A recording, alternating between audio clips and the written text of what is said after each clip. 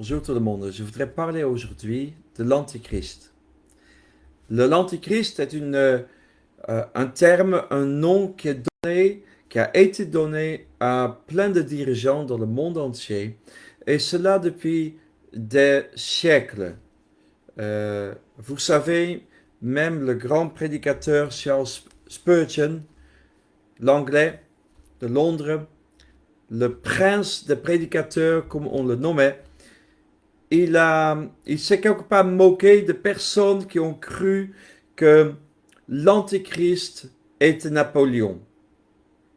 Et à un moment donné, il a fait une remarque que maintenant Napoléon, dit-il, maintenant que Napoléon est mort, il faut que ces gens trouvent un autre candidat pour l'Antéchrist. Et il continue en disant qu'il pensait l'avoir trouvé dans son neveu. Donc vous savez qu'on a parlé de l'Antéchrist depuis des décennies. Il y a tellement de livres qui ont été écrits. Honnêtement, j'étais plus ou moins étonné. C'est vraiment une expression légère. Je devrais peut-être dire choqué. Que dans certaines librairies où je peux me trouver, je trouve, librairies chrétiennes, je trouve des armoires remplies de livres sur les fins de temps, et notamment sur l'Antéchrist, tandis qu'il y a juste un, deux, trois livres sur le pardon, l'œuvre de la croix à Golgotha.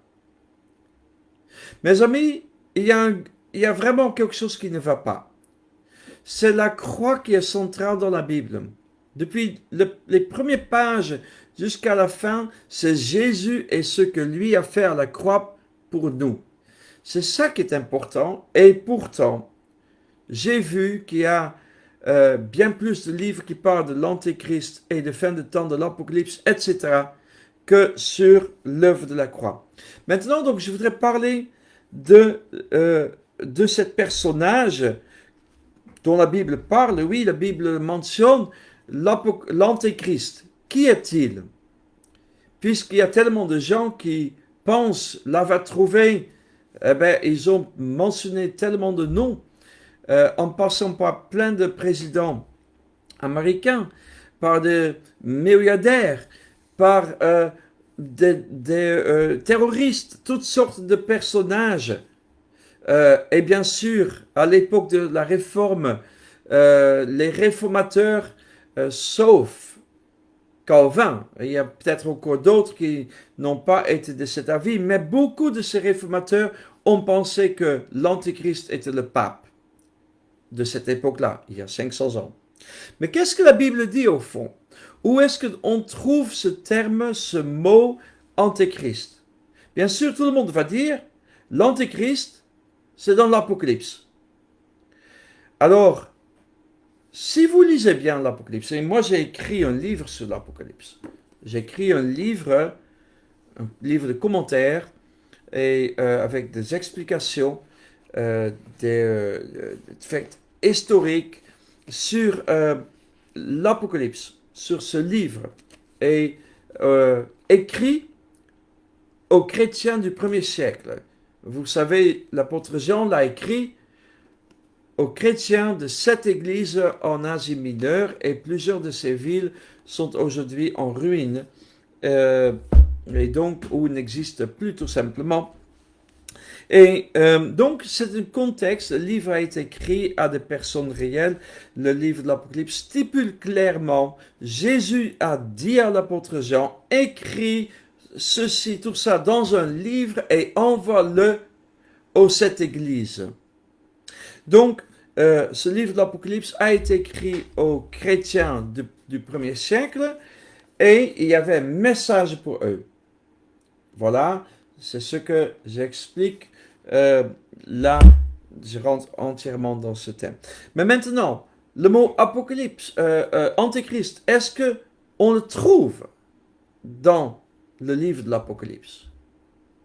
Il y a 22 chapitres dans ce livre, le dernier livre de la Bible. Et tout le monde pense que quelque part dans ces 22 chapitres, il y a le mot Antéchrist. associé à 666, à la bête, etc. Mais permettez-moi de vous dire que le mot antichrist ne s'y trouve pas. Non, vous pouvez lire et relire le livre de l'Apocalypse, vous pouvez le lire dans toutes sortes de langues, moi je parle plusieurs langues, mais le mot antéchrist ne se trouve pas dans le livre de l'Apocalypse. Alors, d'autres vont dire, mais dans ce cas-là, ce mot doit se trouver dans le livre des Épîtres aux Thessaloniciens, là où Paul écrit sur les fins de temps. Et on va dire, voilà, là il y a l'enlèvement, il y a tout ça, ça doit être dans ces épîtres de l'apôtre Paul. Et permettez-moi de vous dire encore que là, vous vous tromperez. Parce que là, si vous lisez bien, vous allez vous tromper. Vous allez vous tromper si vous pensez que le mot antéchrist se trouve dans les épîtres aux Thessaloniciens. Et pourtant, le mot est mentionné 4 fois dans le Nouveau Testament. Pas dans l'Ancien Testament, mais uniquement dans le Nouveau Testament, 4 fois. Et on le trouve. Oui, de la main de l'apôtre Jean, mais pas en Apocalypse, dans ses épîtres. Notamment donc dans les premières épîtres de Jean et encore une fois dans le deuxième épître de Jean qui est très court.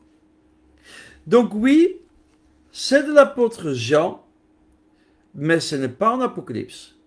Et ce n'est pas l'apôtre Paul qui le mentionnait. Et il faudrait voir ce qu'il dit, parce qu'il y a une description, il y a quelque chose qui dit clairement aux personnes à qui il écrit.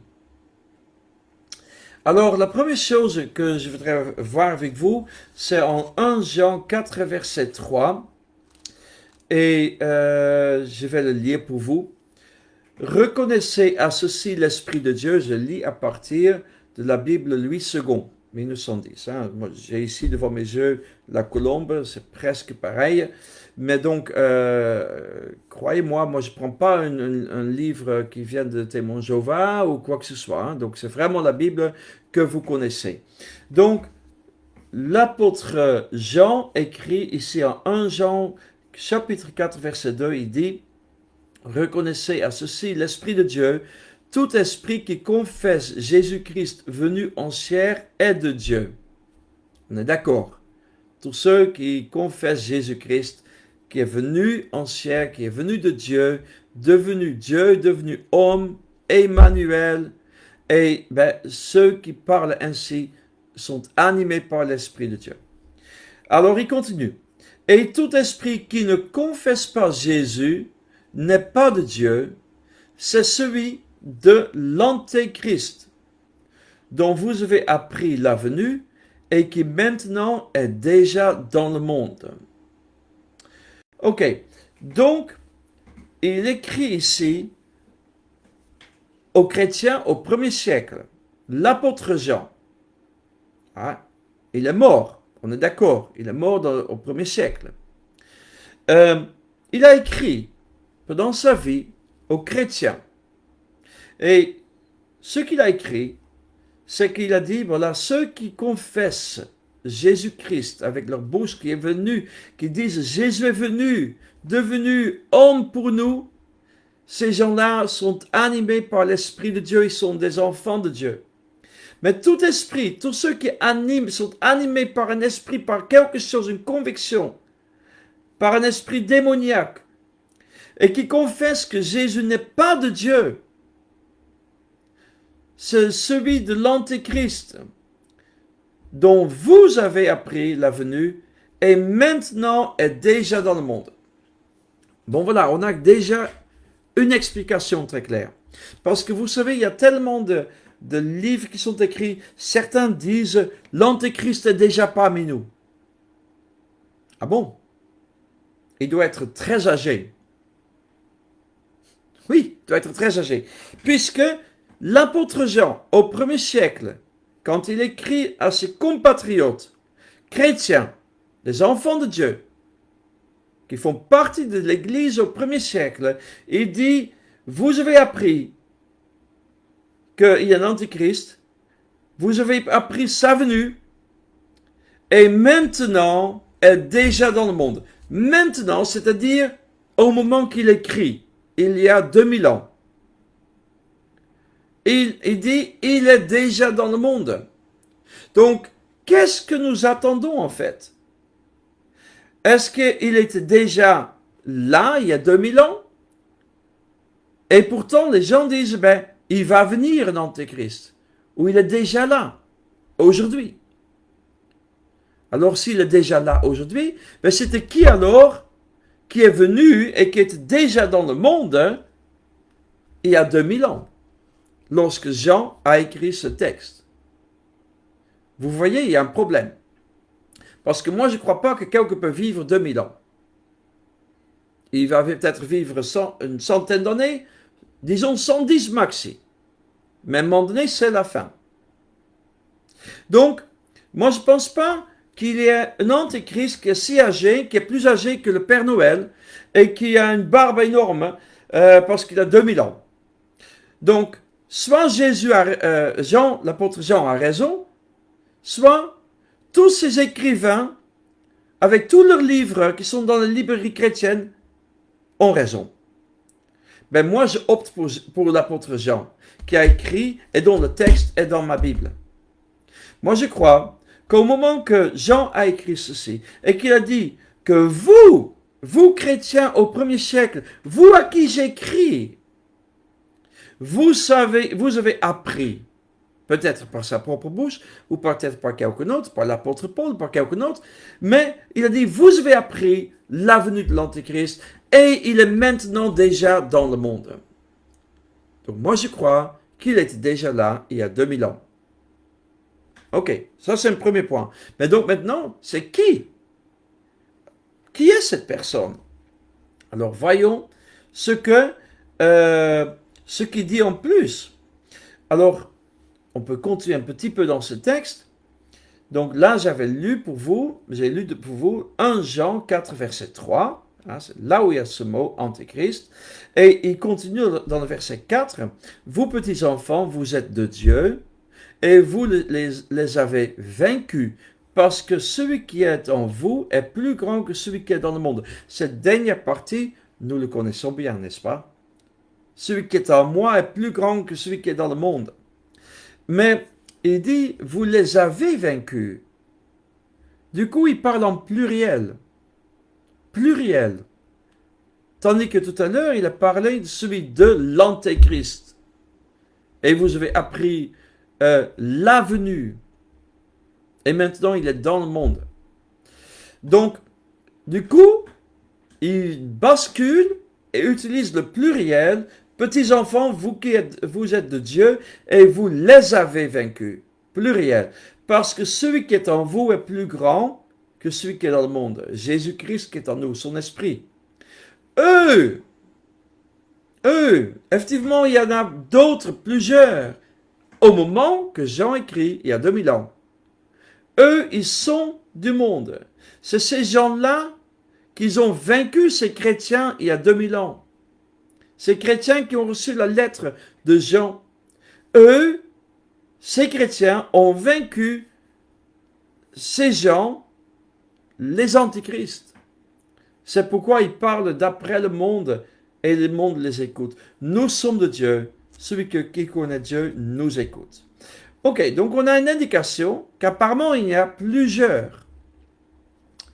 Alors, qui peut être cet antichrist? Alors, les plusieurs. Alors, notez, on va lire un autre verset.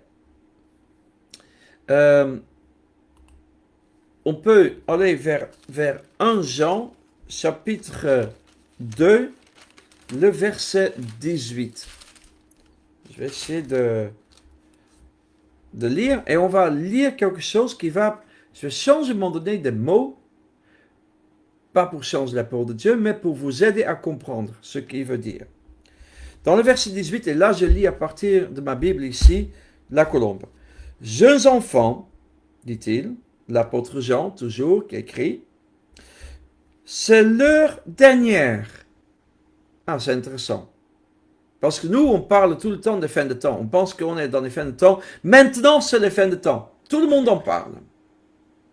C'est étonnant, parce que l'apôtre Jean, au 1er siècle, c'est-à-dire il y a presque 2000 ans, écrit aux chrétiens de son époque, qui vivent sous Néron ou n'importe quel autre empereur, mais dans l'Empire romain, et il dit, c'est l'heure dernière. C'est intéressant. Donc visiblement, l'heure dernière n'est pas aujourd'hui, mais était déjà il y a 2000 ans. Ok. On continue. Jeunes enfants, c'est l'heure dernière, comme vous, toujours ces chrétiens, il y a 2000 ans, comme vous avez entendu qu'un antéchrist venait, qu'un antéchrist venait. Voici, il y a maintenant plusieurs antéchrists. Par là, nous reconnaissons que c'est l'heure dernière. Ok. Donc, l'apôtre Jean avait effectivement fait comprendre, et ils étaient déjà au courant, qu'un antéchrist devait venir. Il dit qu'ils avaient déjà entendu qu'il y aurait la venue de l'antéchrist. Et il avait déjà basculé, on l'a déjà vu tout à l'heure, en fait, dans le chapitre qui est un peu plus loin, il a dit eux. Donc l'antéchrist singulier devient eux. Et maintenant, ici, dans le chapitre 2, il a dit donc, comme vous avez entendu de vos oreilles, qu'un antéchrist venait, voici il y a maintenant, c'est-à-dire il y a 2000 ans, à l'époque de Jean, maintenant de cette époque-là, plusieurs antéchrists. Par là, nous connaissons, c'est-à-dire moi l'apôtre Jean, et vous, mes lecteurs, dit-il, c'est-à-dire nous, moi, et vous qui recevez la lettre, c'est-à-dire au 1er siècle toujours, il écrit, nous, par là, nous connaissons que c'est l'heure dernière. Donc Jean, l'apôtre Jean, reconnaît à son époque que c'est l'heure dernière. Il l'écrit et il le reconnaît ensemble avec ses chrétiens. Et par quoi ils le reconnaissent? Parce qu'il y a maintenant plusieurs antéchrists. Plusieurs antéchrists qui sont là. Et par là, il dit, nous savons, il y a 2000 ans qu'il écrit, nous savons que c'est l'heure dernière. Donc l'heure dernière, c'est pas aujourd'hui, c'est pas demain, mais l'heure dernière, c'était déjà il y a 2000 ans.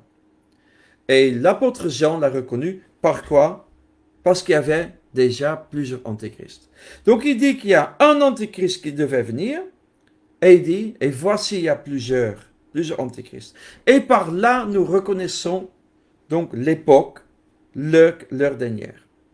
Maintenant, comme j'ai dit, je vais remplacer quelques mots pour vous aider à comprendre de quelle manière il a écrit, l'apôtre Jean. Et les mots que je vais employer sont peut-être très connus, je le pense, pour vous, parce que je vais parler de Noël. Je vais parler de Noël, je vais parler de Père Noël, du Père Noël, et je parle de l'époque de Noël. Alors, permettez-moi de transformer un petit peu ce verset, pas pour transformer la parole de Dieu, mais pour vous aider à comprendre ce qu'il voulait dire. Et je vais utiliser quelques mots par rapport à Noël. Je vais relire ce verset. Écoutez bien. Jeunes enfants, c'est l'époque de Noël, l'heure dernière. Comme vous avez entendu qu'un Père Noël venait, voici, il y a maintenant plusieurs Pères Noël. Par là, nous reconnaissons que c'est l'époque de Noël. Je vais le relire. Jeunes enfants, c'est l'époque de Noël. Comme vous avez entendu qu'un Père Noël venait, voici et qu'il y a maintenant plusieurs Pères Noël. Par là, nous connaissons que c'est l'époque de Noël. Est-ce que vous voyez ce que Jean essaye de dire? Nous, on reconnaît l'époque de Noël, même si vous n'avez pas de calendrier, vous allez dehors en décembre, fin décembre, vous allez trouver des bonhommes habillés en rouge et blanc, avec une barbe blanche, et qui disent ho ho ho ho ho. Et par là, vous savez qu'on vit en décembre, à la dernière heure, en fait, dans le dernier mois de l'année. Tout simplement, pas parce que vous avez regardé au calendrier, mais parce que vous avez vu un Père Noël, et pas seulement un. Vous êtes allé à Leclerc, vous avez trouvé un Père Noël. Vous allez vers le pompe d'essence et vous trouvez un Père Noël. Et vous allez à la banque et là, il y a aussi un Père Noël. Et parce que vous voyez plusieurs Pères Noël qui se baladent en ville, vous vous dites, tiens, on est proche de Noël. Le Père Noël est là. Mais en fait, le Père Noël, c'est plusieurs Pères Noël qui sont des marqueurs de l'époque de Noël, qui nous font comprendre que c'est l'époque de Noël et que la fête est bientôt là. De la même manière, Jean a écrit de cette même manière pour dire, vous savez que le Père Noël allait venir. On le dit aux enfants, le Père Noël est venu. Le Père Noël va venir. Mais en fait, c'est un Père Noël parmi plusieurs qui va peut-être frapper à la porte et qui va entrer et on dit « Ah, le Père Noël est là! Oh, bonjour Père Noël! » En fait, c'est juste un oncle qui est déguisé comme Père Noël. Et 2 maisons plus loin, il y a un autre Père Noël. Mais nous reconnaissons par là que c'est l'époque de Noël. Et parce qu'il y a plusieurs antéchrists, dit-il, nous reconnaissons que l'antéchrist est venu. Nous reconnaissons que c'est l'époque de l'antéchrist, c'est la dernière heure. Et cette dernière heure était déjà là il y a 2000 ans. Et je pense savoir de quoi il parlait en dernière heure, mais je ne vais pas rentrer dans ce sujet. Mais j'espère que vous compreniez ce qu'il veut dire. Il dit en plus, ils sont sortis de chez nous. Bon, qui est le nous? Ben, nous savons que Jean est un juif. Et donc, moi je pense, il est fort possible que Jean veut dire que ce sont des personnes qui étaient dans le peuple juif, qui ont cru dans les prophètes et qui ont tourné le dos et qui maintenant persécutent. Ils se sont tournés contre Christ, anti-Christ. Les pharisiens se sont tournés contre lui. Bon, maintenant, ça c'est, je pense, donc je ramène un petit peu dans ce thème, mais c'est fort possible qu'ils pensaient à ça. Mais donc, j'espère que vous comprenez qu'il n'y a pas donc un antéchrist particulier qui vient, parce que avec l'article qui est là, où un antéchrist ou l'autre verset dit que l'antéchrist est là, hein, celui qui confesse, c'est celui de l'antéchrist dont vous avez appris la venue. Donc c'est un article défini. Mais l'article défini s'applique à plusieurs personnes. Alors comment cela est-il possible? Alors je vais vous ramener à l'esprit un petit verset que vous connaissez, peut-être 2 versets qui sont en 2 Timothée chapitre 3, les versets 16 et 17. Je vais vous le lire.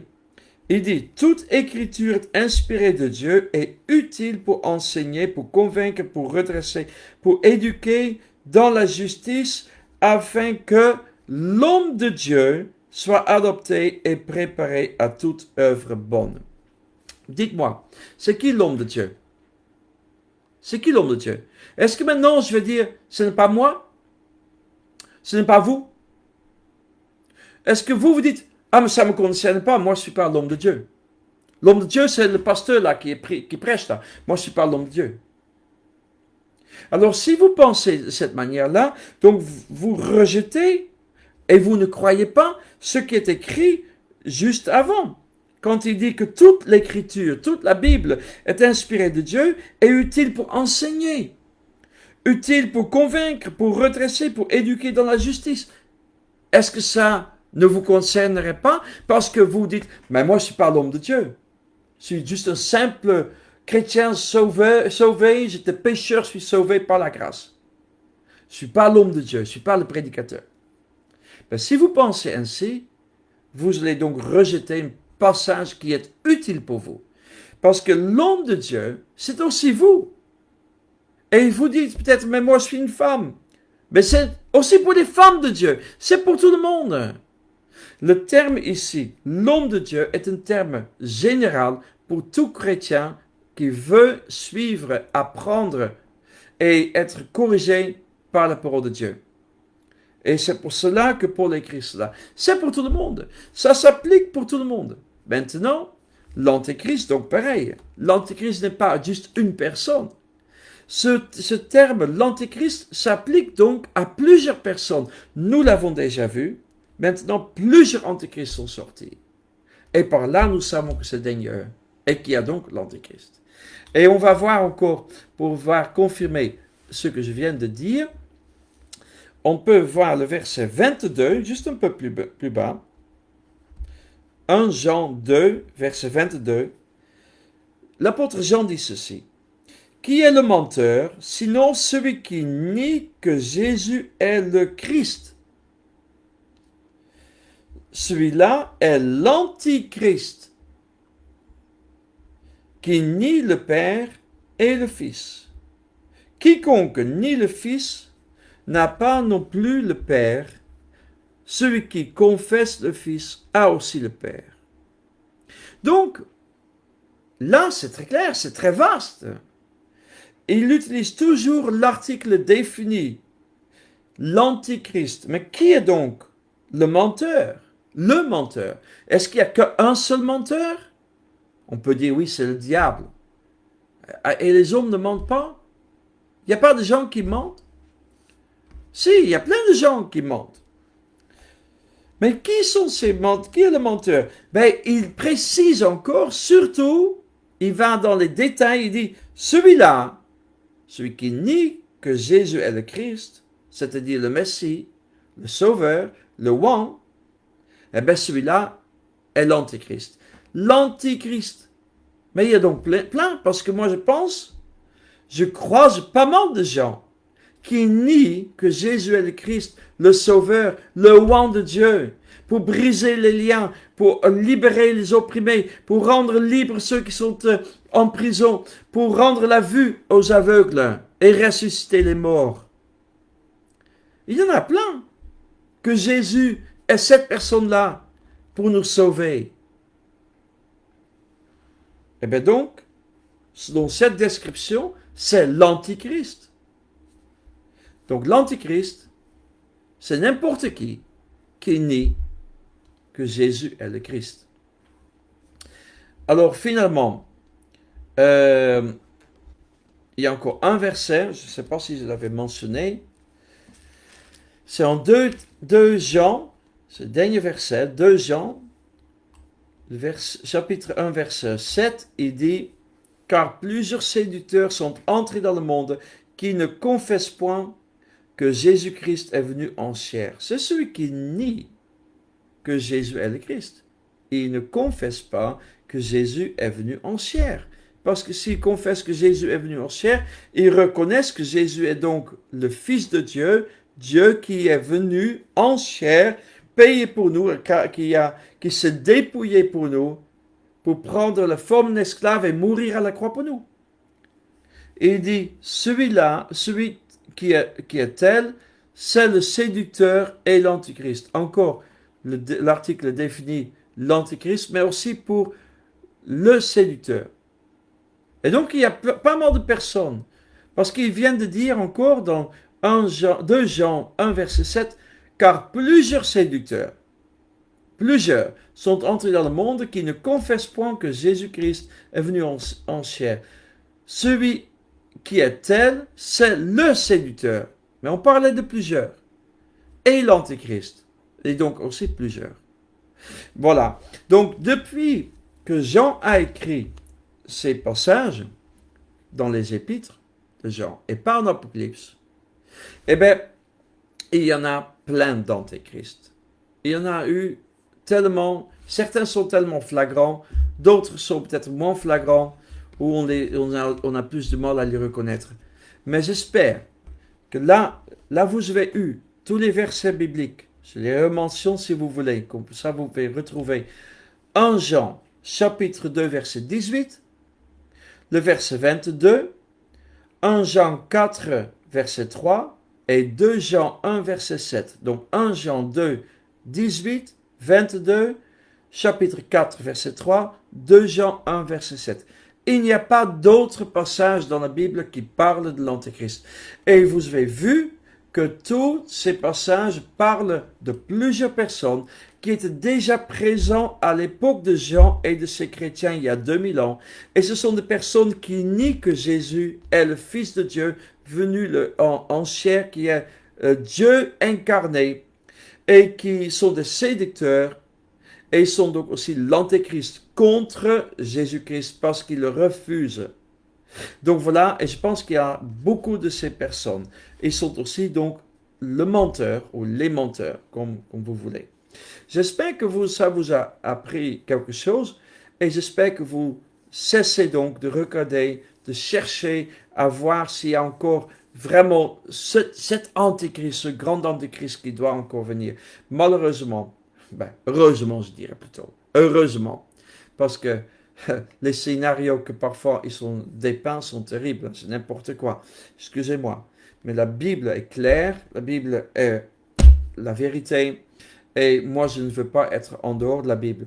Alors ceux qui trouvent d'autres versets, je serais ravi de retrouver quelque part un autre verset où est marqué clairement Antéchrist. Venez pas avec d'autres thèmes. Venez pas avec la bête ou avec l'homme impie ou je ne sais pas quoi. Non, le mot antéchrist, on a ici clairement par l'apôtre Jean décrit la description qui est l'antéchrist. En fait, c'est plein de gens. Il y en a des millions. Que le Seigneur vous bénisse. Bonne soirée à vous et à bientôt.